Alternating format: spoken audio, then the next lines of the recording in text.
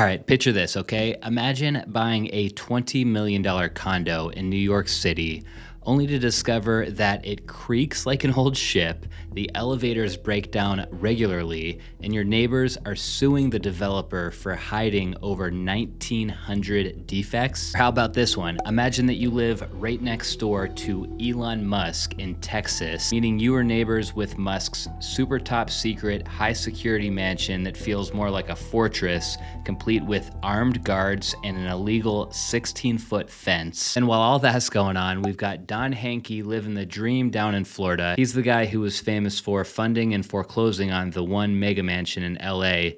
Well, Don's now selling his Florida beachfront mansion. He wants $44 million for this place. We've got three very interesting and completely unrelated headlines to dive into in today's episode.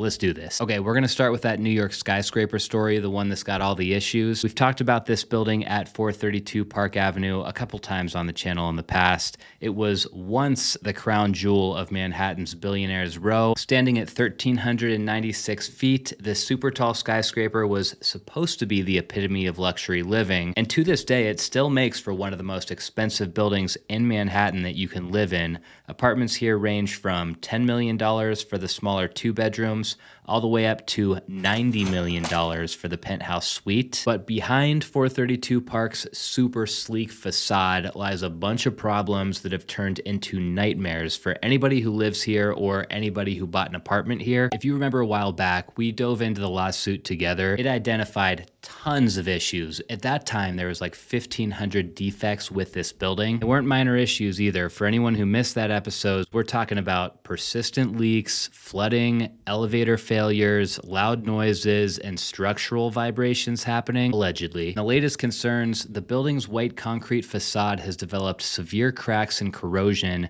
raising even more safety concerns for residents. Photos from the civil complaint do depict some cracks and spalling in the building's exterior concrete. Some of these cracks you can tell are probably just more surface level cosmetic cracks, but they said in this report that there are thousands of examples of this all over the building. And some of these are definitely not cosmetic because some of them are leading to water intrusion and possibly even corrosion within the building itself. The original plans from the very beginning called for 432 Park to have this naturally white concrete facade, which was not going to be easy because the concrete had to be strong enough to withstand all the floors pressing down on one another and stiff enough to hold up against winds that would push against the building during big storms. There's no doubt that this is something that was talked about back in those early stages of construction. The designer of the concrete mix used for this building said himself that this was the greatest challenge ever requested by a ready-mix producer. As just some dude out of Arizona who has never built a skyscraper before,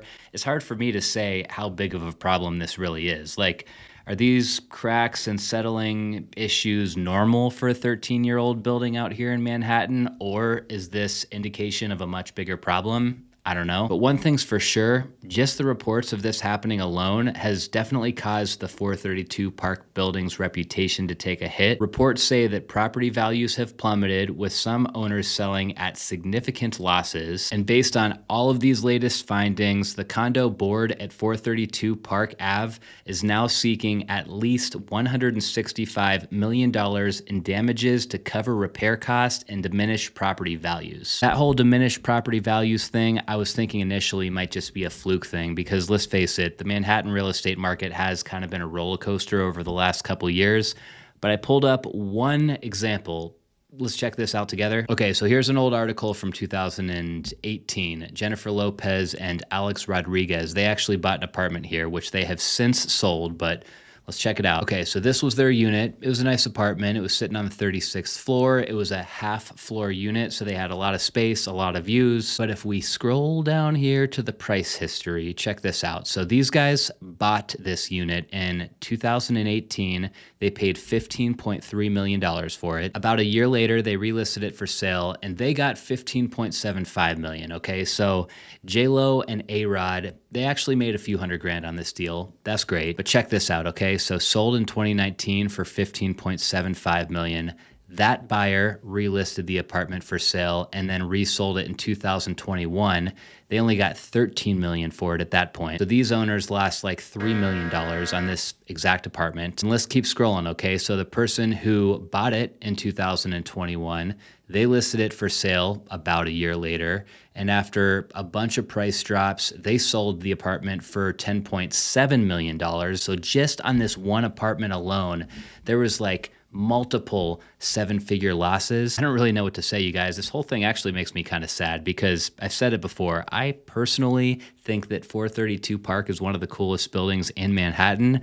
I know I'm kind of the minority in thinking that, but that's just how I feel. It's also hard for me to believe that there's $165 million worth of cracks on the surface of this building as well, but I don't know. This saga will continue. It'll be interesting to see what happens. Next, we are headed to Texas, where Elon Musk's new mansion has turned into a point of contention in the neighborhood, to say the least. What's weird is that I didn't even know that Elon had a mansion in Texas. A while back, there was rumors that he was living in a little $50,000 tiny home. Then you also hear these stories about him sleeping under his desk at the office or whatever. But apparently, he has quietly moved into an upscale neighborhood outside of Austin. And let's just put it this way, Elon is causing a lot of drama with his neighbors right now. There's no other way to say it.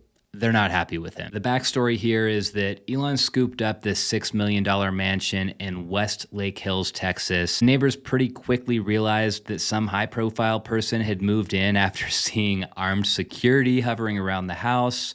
A bunch of cameras were installed that were facing the street. And then on top of all that, the keypad-activated gate to Musk's new mansion supposedly is opening and closing for guests and workers basically all hours of the day and night. All of that stuff made Musk maybe a little bit of a nuisance, right? But there's not anything that anyone really could do about it. I mean, it's not like at this point he was breaking any laws or anything. That is until recently, though, when Musk had a 16-foot tall fence built around his property. This one caught everybody's attention, and as it turns out, the fence broke a handful of local ordinances. The obvious issue here is you can't just build stuff on your property without getting approval, especially something, though, like a fence that's got height to it. There's certain setback requirements and height requirements for these kinds of things. You would think that Musk's team would have known that when the fence was built. Now Musk is asking for a variance, though, which is a process that basically allows you to do something that is outside of the standard building code. The bottom line is the city's telling him to take the fence down, and he wants to keep the fence up. In reality, yes, he broke a rule here, but it's not that big of a deal, or I should say it is a big deal, but it's not overly uncommon. I've seen it before around here in Arizona where people try to like sneak by and do something without a permit.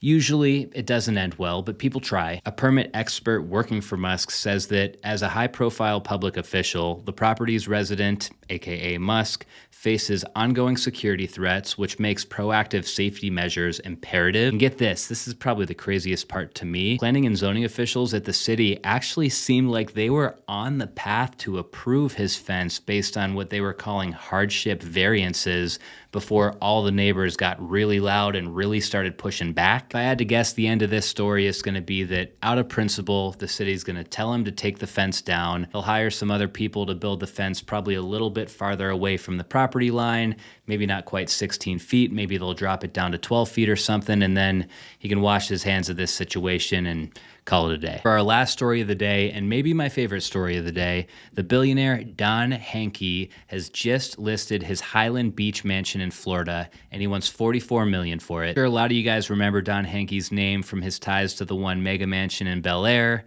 Don was infamously the biggest creditor on that deal, and he ultimately was the one that sent the developer into bankruptcy and foreclosure. But more recently, Don made pretty big headlines last year after he put up a $175 million bond for Donald Trump in that civil fraud case. Hankey's a high roller for sure, with the bulk of his fortune coming from a successful subprime auto loan business. Here's the listing for his place, though. Let's check this thing out together. It's about as good as you get if you're into this whole contemporary Florida waterfront mansion vibe. 11,000 square feet, 7 bedrooms, 9 baths, very cool curb appeal. I personally love the architecture.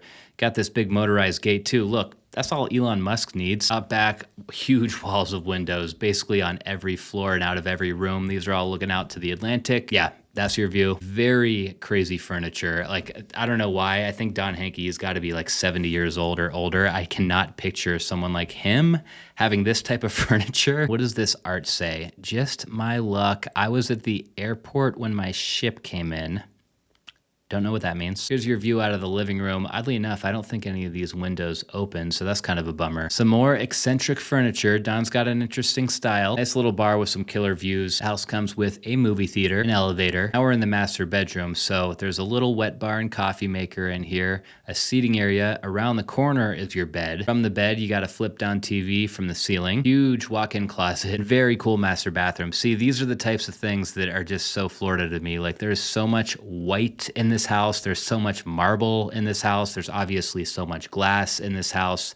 That's kind of necessary when you're on the water. Out back's nice. You got like a negative edge swimming pool. There's actually a decent sized yard on the lower level. That's a nice touch. And if you want access to the beach, it's just a few steps away. Hankey purchased the home in 2021 for $29.5 million, and reports say that he's invested right around $250,000 in upgrades. So he's going to do very well if he gets anywhere close to his asking price. We haven't ever talked about the Highland Beach area here on the channel before, but if you're like me and you were wondering where this is at, it's about 40 minutes south of Palm Beach, Florida, and about 25 minutes south of Manalapan. That's a wrap for this week's episode, you guys. This one was action-packed. We had some good stories today. If you have any suggestions for future stories we should talk about here on the channel, put them down in the comments before you go, and I'll see you guys next week.